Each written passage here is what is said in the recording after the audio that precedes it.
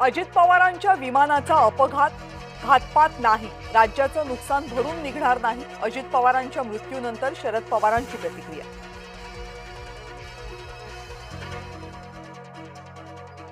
अजित पवारांच्या विमान अपघातावर ममता बॅनर्जींकडून संशय. विमान अपघाताच्या चौकशीची ममता बॅनर्जींची मागणी.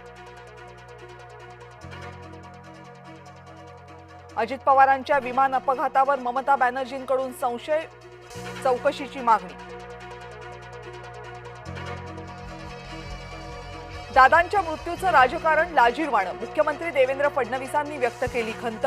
दादांच्या मृत्यूचं राजकारण करणं दुर्दैवी. उपमुख्यमंत्री एकनाथ शिंदेंचं वक्तव्य.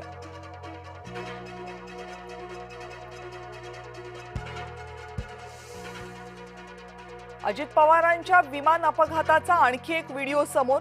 ग्रामपंचायत गोजूबावीच्या सीसीटीव्हीमध्ये अपघाताचं दृश्य चित्रित. सकाळी 8:46 विमानाचा अपघात.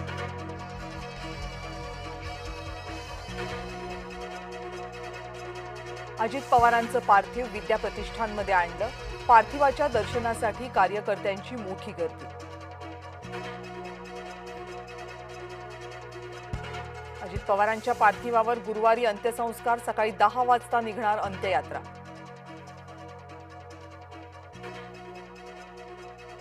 दादांच्या अंत्यसंस्कारासाठी पंतप्रधान नरेंद्र मोदी आणि अमित शहा राहणार उपस्थित. विद्या प्रतिष्ठानच्या मैदानावर होणार अंत्यसंस्कार.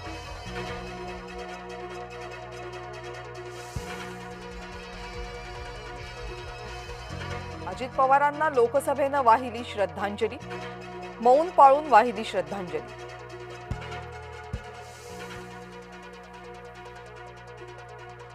अजित पवारांच्या निधनानंतर राज्यामध्ये शासकीय सुट्टी घोषित. मुख्यमंत्र्यांकडून 3 दिवसांचा राजकीय दुखवटाही जाहीर.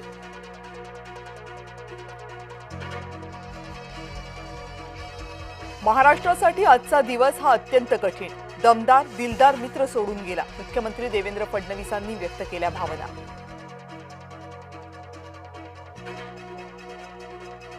अजितदादांची अकाली एक्झिट. महाराष्ट्र सुन्न. राज्यातील सर्व सभा रद्द. 3 दिवस दुखवटा.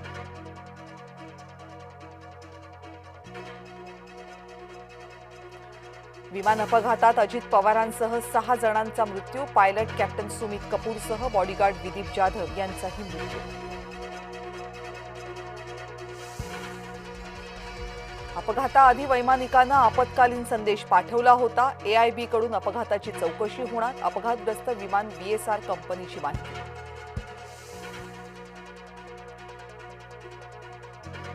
मनगटावरचं घड्याळ आणि गॉगलमुळे पटली अजित पवारांची ओळख. अपघातानंतर दादांच्या हातातल्या घड्याळामुळे ओळख पटली.